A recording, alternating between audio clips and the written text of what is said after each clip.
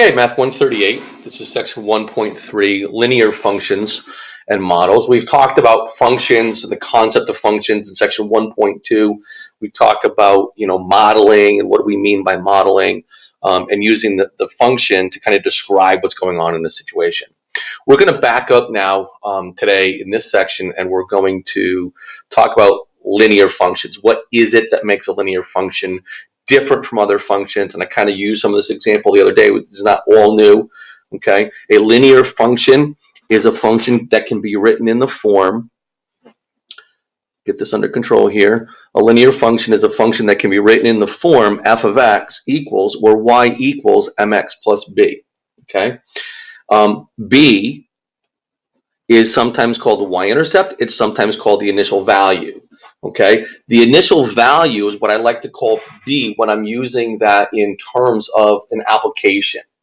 Okay, that's the value I start with. My initial value makes kind of sense. If I'm graphing a linear equation, that y-intercept, that initial value b is the value of y, the value of f of x when x equals 0, right? I have f of 0, m times 0 plus b will be 0 plus b, which is just b. And so b is the initial value, the value of y when x equals 0, the value of the function when x equals 0. Okay. The m represents the slope or the rate of change. Okay, something I like to do. It's a lot more fun to do this. It's a lot easier to do this when you're face to face, so we can look at people. But really, a linear function, we used to say it was y equals ax plus b, and to a mathematician, they will still often use ax plus b. Some centuries ago, math teachers decided, you know what, to help understand this better, let's take the a out. Since a represents the slope, the rate of change, let's replace that with m. And y equals mx plus b. We're very comfortable. We become very comfortable with the fact that what is m? M is the rate of change. M is the slope. Okay, so here's a really fun question I have for you. Why m?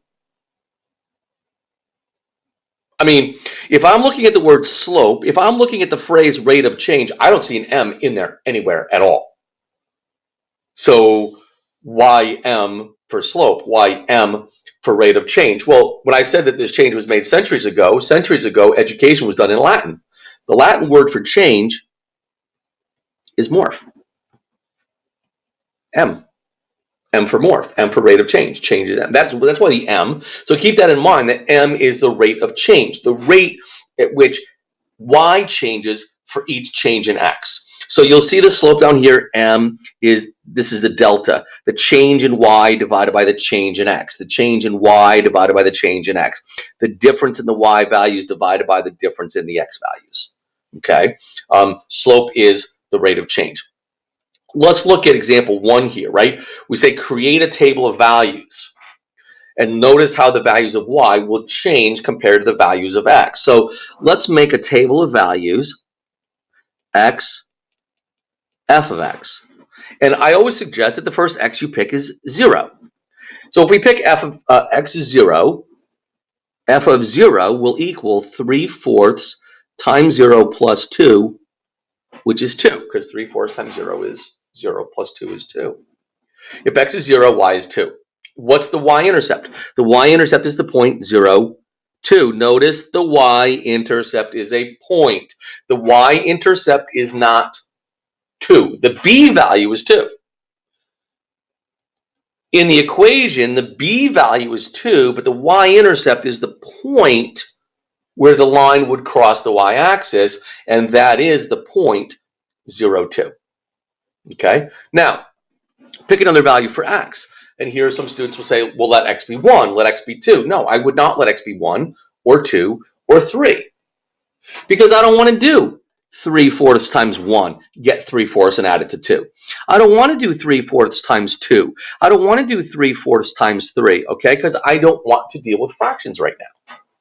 Notice that this denominator is 4, so I'm going to use 4s to count by on the x's. So I'm going to go up by 4. So if x is 4, f of 4 is 3/4 times 4, that's 3, plus 2 would be 5.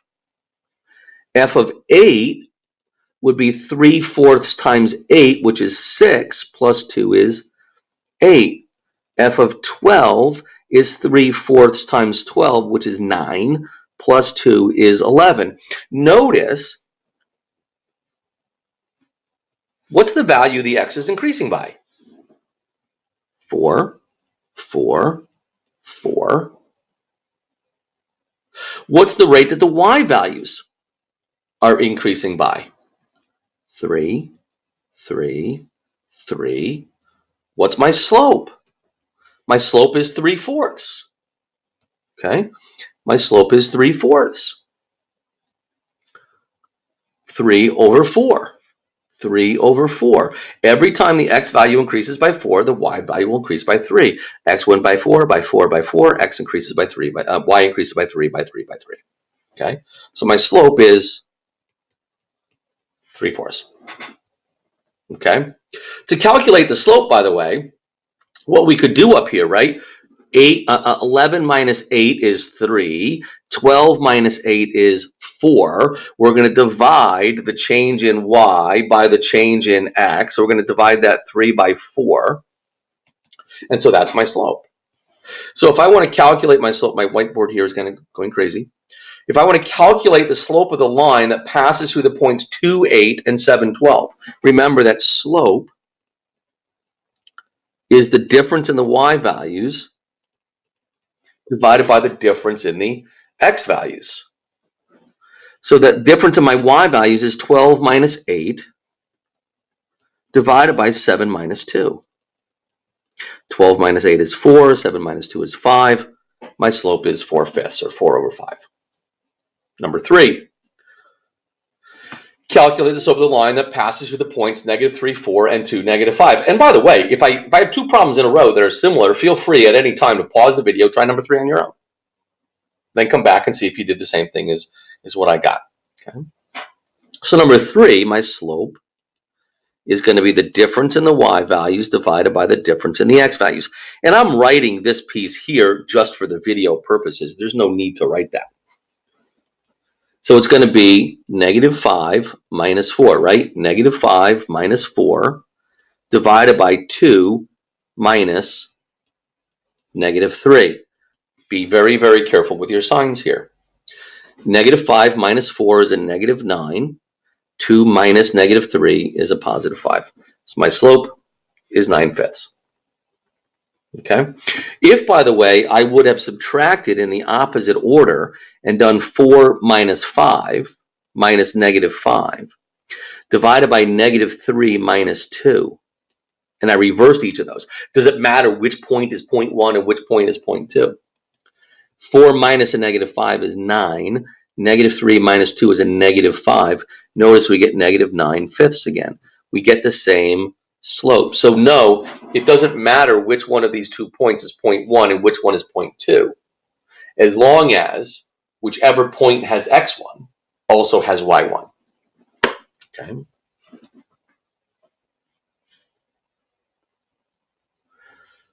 Okay, so again, remember, a linear function can be expressed as y equals mx plus b. Okay. Now, these are the same 2 points, right? If we just calculated the slope, right? So the slope in the previous example, find the slope here. That would be 12 minus 8 divided by 7 minus 2, or 4/5. That's my slope. But that does not give me my y-intercept. Okay. To find my y-intercept, what I'm going to do is I'm going to use y equals mx plus b. We just figured out, though, that our slope, our m value, is 4/5. Now what I'm going to do is I'm going to pick either one of these 2 points. Doesn't matter which one you like, which one you don't like. I'm going to pick the 2, 8, only because the numbers are slightly smaller in 2, 8 than 7, 12. So I'm going to put the 2 in for the x and the 8 in for the y. So 8, which is my y value, 4/5 times x, which is 2, plus b. So 8 equals 8/5 plus b. Now you are going to have to do the fractions here, right? 8 is the same as 40/5. So now I'm going to subtract 8/5 from both sides. And on the left-hand side, the 8/5 will cancel out. 40/5 minus 8/5 is 32/5. So we have a B value of 32/5. Okay. Now, it doesn't say it here in this example, but if I said, okay, I have a line that goes through the 0.28 and the 0.712, what would be the equation of that line? That line would be y equals m, right? Y equals mx plus b, where the m was 4/5 and the b value is 32/5. So this here is not the answer to the question, but it would be the equation that for the line that passes through those 2 points. But the answer to the question, what's the y-intercept? The b value would be 32/5. Therefore, the y-intercept would be the 0.032/5. Okay. Similarly, for number 5, we've already done our calculating of the slope. I'll do it again. -5 minus 4 divided by 2 minus -3. We said that was -9/5. Now you notice if I've got 2 points and I simply need to find the y value, I'm not going to be able to find the y value without first finding the slope. Okay, just the way things is, the way things are, the way things is. I'll be okay, the way things are. So y equals mx plus b. The m value we said was -9/5. So either one of these 2 points, I'm going to use -3, 4. So y is 4, x is -3. So 4 is equal to 9/5 plus b. I'm going to rewrite 4 as 20/5 since 20 divided by 5 is 4. And then I'm going to subtract 9/5 from both sides. These will cancel. B equals 11/5. So B is equal to 11/5. And again, B is 11/5. Y equals M, X plus B. This would be the equation of the line, but the y-intercept is the point where X is 0, Y would be 11/5. And so that's my y-intercept. Okay. Applications of this, we got a cost function, right? The manager of frozen air refrigerator factory. He notices that on Monday, it cost the company a total of $25,000 to build 20 refrigerators. And on Tuesday, their total cost for operating that day was $30,000 and they built 40 refrigerators. So find a linear cost function based on this information. And then let's explore again this daily fixed cost and the marginal cost. Okay, so to build 20 refrigerators costs $25,000. To build 40 refrigerators costs $30,000. So find a linear cost function based on this data. Find the equation of the line. So my slope is 30,000 minus 25,000, right? The difference in the y, subtract the y values, divided by the difference in the x values. And I get 5,000 divided by 20. Now what that tells me is this. This was Monday, and this was Tuesday. On Tuesday, I built 20 more refrigerators and spent $5,000. So my increase in production of 20 refrigerators led to an increase in cost of $5,000. 5,000 divided by 20 is 250. So there's my slope. Okay. 5,000 divided by 20, 250. Okay, so my slope is 250. Now, if I say y equals mx plus b, I'm going to pick one of these 2 points. I'm going to go with the smaller one. y is 25,000 with a slope of 250 and an x value of 20 plus b. So 25,000 equals 250 times 20. Of course, notice we just did 5,000 divided by 20 to get 250. So 250 times the 20 would be 5,000. Now to solve for b, I'm going to subtract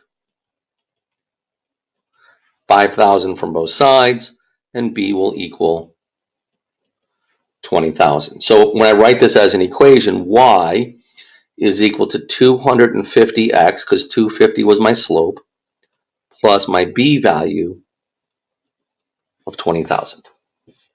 Okay, now the other thing I'm going to do here is I'm going to replace that x value with c of x, where c is my cost, and x would be the number of refrigerators built.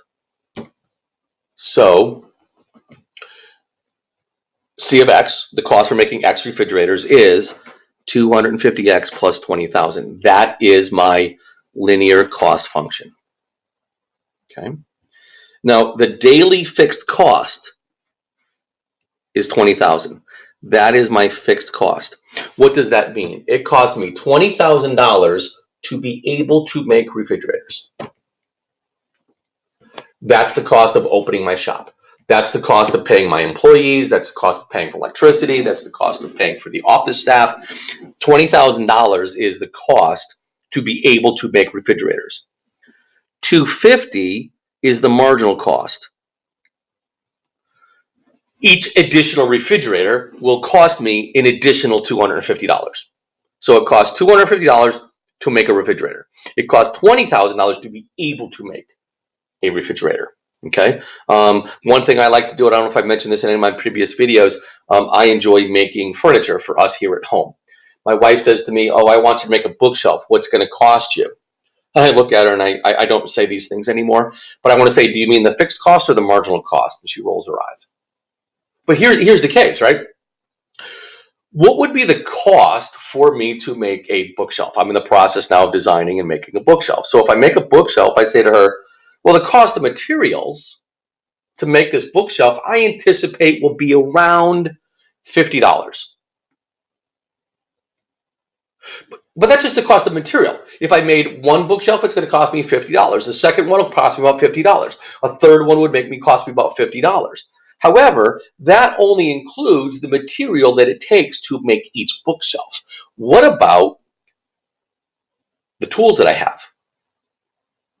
What about the cost of purchasing a table saw and a miter saw and a drill and a impact driver and the impact driver. Okay, what's the cost of owning all those tools? Now, those are fixed costs because I'm going to use those same tools which I bought once. In some cases twice when they broke, right? But for the most part, I bought those tools once. That's a fixed cost, and then the cost of making each bookshelf will stay. That be my marginal cost. Okay, so make sure you get the idea between the fixed and the marginal cost. Okay, so the daily fixed cost is 20,000, and the marginal cost is the 250. Okay.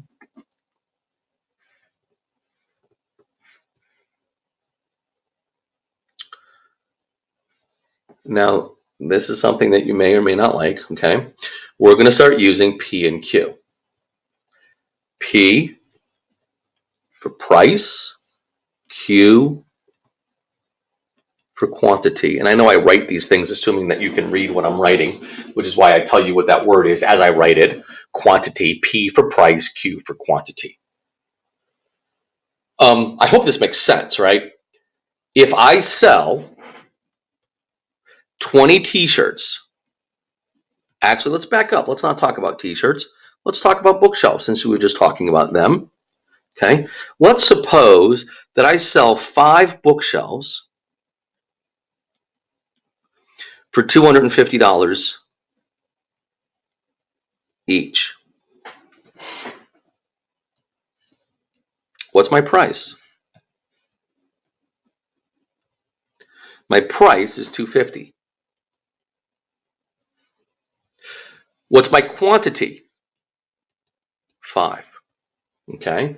Now, another theme that's going to come up throughout this course is revenue, cost, and profit. Okay. Now, my revenue is going to be PQ, $250 for each of the 5 bookshelves. So that's going to be a revenue of $1,250. However, if you recall what I said a few moments ago, my cost, and let's set aside the fixed cost at this point, my cost is $50 for each of the bookshelves. So my cost is $250. If my cost is $250, but my revenue is $1,250, my profit would be revenue minus cost, $1,250 minus $250, or $1,000. Okay, so make sure you're okay with price, quantity, revenue, cost, profit. Okay. You run a small supermarket and you must determine how much to charge for hot and spicy brand baked beans. Your data indicates that when the price is 50 cents a can, you sell 400 cans per week. However, when the price is 75 cents per can, you sell 350 cans per week. In other words, you notice if you increase the price, you decrease the quantity sold. Okay? So model these data with a linear demand function. Same thing. At a price, here we go again.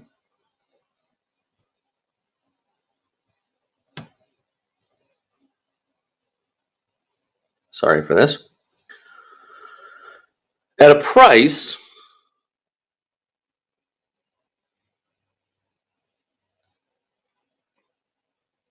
of 50 cents per can, you sell 400 cans. At a price of 75 cents, 350 cans. Find the linear demand function. Well, again, I'm going to need to find the slope and the y-intercept. My slope is going to be 350 minus 400 divided by 0.75 minus 0.50. And I suppose I could leave this in dollars with the decimals or change it to cents. It doesn't really matter. I'm going to leave it this way. So that's going to be negative 50 divided by 0.25. Negative 50, whoops. Negative, can't do that. Negative 50 divided by 0.25 should be around negative 200, right? So that's negative 200. That means for every increase, that's like a 200 over 1, right? Where 1 would be $1. For every dollar increase in the price of tuna, I'm expected to sell 200 fewer cans. Every time I raise my price by a quarter, I reduce my sales by 50 cans. Okay. Y equals mx plus b. So I'm going to use the 400. My slope is negative 200, so x would be 0.50 plus b. So 400 equals negative 100 plus b. So b is equal to 500. So y equals negative 200x plus 500. Okay. X would be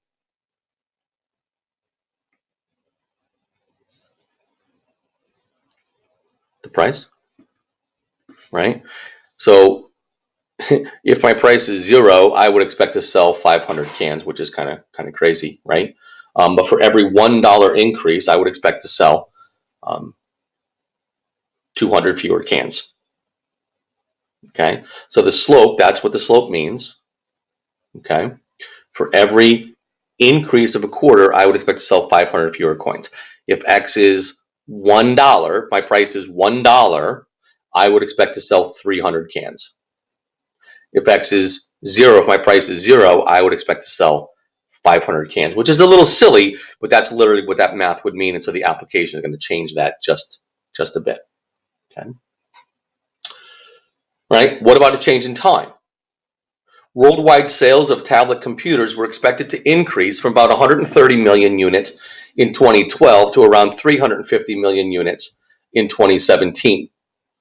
Use this information to model annual worldwide sales of tablet computers as a linear function of time, t, in years since 2012, and then what's the significance of the slope. So let me first talk about the year.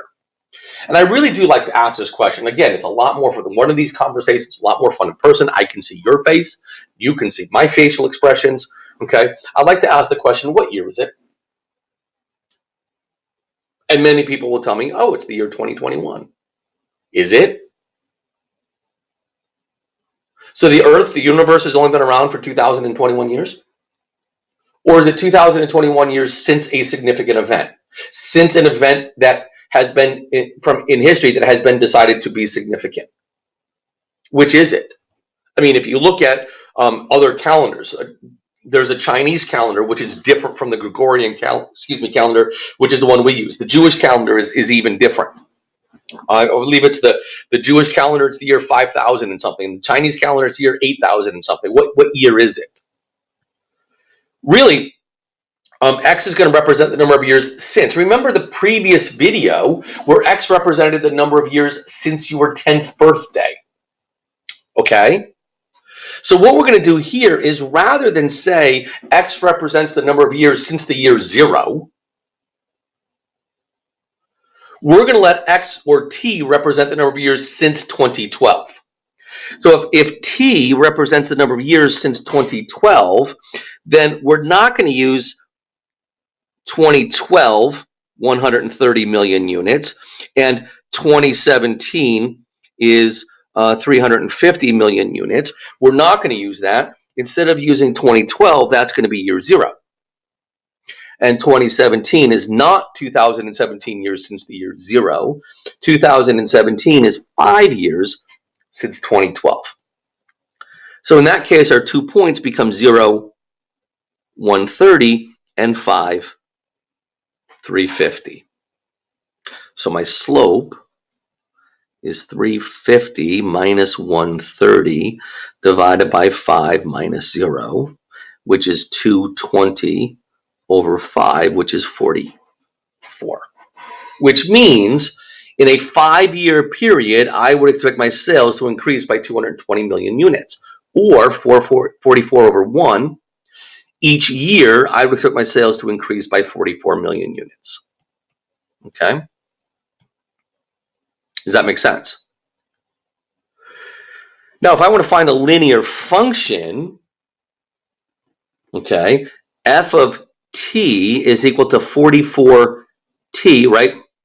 mx, mt, slope times t, plus my b value. Well, that's going to be really easy. My initial value b, because I let 2012 be year 0, my y-intercept is 0, 130. My initial value is 130.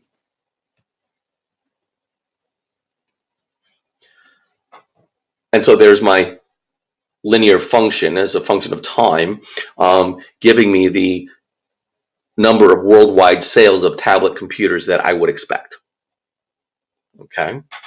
Now, part B says, according to the model, in which year will tablet computer sales surpass 280 million? Let me come back to that one in a minute. Suppose f of t equals 44t plus, what do we say, 130. This is what we were expecting from 2012 to 2017. This is what our prediction would be if the trend continued in a linear manner, or in a linear function, as a linear function. Right now is 2021. What year would 2021 be? Well, how many years after 2012 is 2021? In 2021, t would equal 9. 9 years after 2012. If I want to say, I want to use this model, this linear model, to predict what the sales would be in laptop tablet computers in 2021, I would find f of 9, which is 44 times 9 plus 130. 44 times 9 is 396 plus 130 would be 526. And so I would expect, if that model was accurate and held true over time, I would expect that this year, 2021, that you would see a sales of 526 tablet computers. Okay. Now, the question though was, in what year will tablet computer sales surpass 280? Now, according to the model, we've already surpassed 280, or we're already at 350. In what year do we think it was that we passed 280? Actually, let's change that 280. That's kind of a silly thing. This is 526. I wonder, in what year would we expect to surpass 600 million units? Well, in that case, rather than saying, I wonder what y, I wonder what f of t will equal when t is 9. That question is, this question instead is, I wonder what t will equal. I wonder what value of t will make 44t plus 130 equal to 600. We're going to subtract 130 from both sides. 600 minus 130 is 470. T will be 470 divided by 44. Let's go back to the calculator. 470 divided by 44 is 10.68. Now let's be careful of something. What's 10.68 years since 2012? That's not 2022. I know that if, I'm fairly smart. I know if I do 2012 plus 10.68, that's 2022.68. I've not seen that on a calendar. Since 2012, the end of 2012, 10 years later is the end of 2022. So this would be during the year 2023. I would expect that at some point during the year 2023, we would surpass 600 million tablet computers sold, if that trend continues. Again, through these videos, I just keep going. If you need a break, take a break, pause the video, come back. This is, however, the last problem that we're going to talk about in this video. So let's suppose that you're driving down the Ohio Turnpike. I've driven it once or twice myself. You're watching the mileage markers to stay awake because Ohio is a very boring state to drive through. Measuring your time in hours after you see the 20-mile marker, right? So you see the 20-mile marker, and then you start to track your location as a function of your time. Okay, so your B value will equal 20. Okay, you with me? Now, you see the following markers each half hour. Half hour later, 47 miles. 1 hour later, 74 miles. Half an hour later, 101 miles. 2 hours later, 128. What I would do is I suggest, what if we were to do 47 minus 20? That would be 27. 27. 27. 27. You're driving a pretty constant speed. Since you're going at a linear rate, since your speed is remaining constant, every half an hour you go 27 miles. What I would do is I would use, if I'm going to find my function of time, okay, my location S equals a function of time. To find my slope, I'm not going to use those 2 points. I don't want to do 0.5 minus 0. I don't want to do 1 minus 0.5. I don't want fractions in my fraction. I'd pick this point and this point. 74 minus 20 over 1 minus 0. I can do this without my calculator. In other words, if I'm going 27 miles, right, we're college students, yes? 27 miles every half hour, that would be 54 miles every hour. Okay, I'm thinking of our sarcastic comment about if you're driving the Ohio Turnpike at 54 miles an hour, press that pedal a little harder. But anyway, don't get a ticket, right? So my function of time would be 54t plus, what's my B value? What's my initial value? 20. And so there is my location as a function of time. either f of t equals 54t plus 20 or s equals 54t plus 20. My position, my location, past that 20-mile marker, my location is going to be 54 miles past that every hour. Okay, so section 1.3, linear functions and models. What do we mean by a linear function? There's an example there. Please be sure to do the problems in WebAssign, not just to get the credit for the course, but also to practice these problems. Practice is important.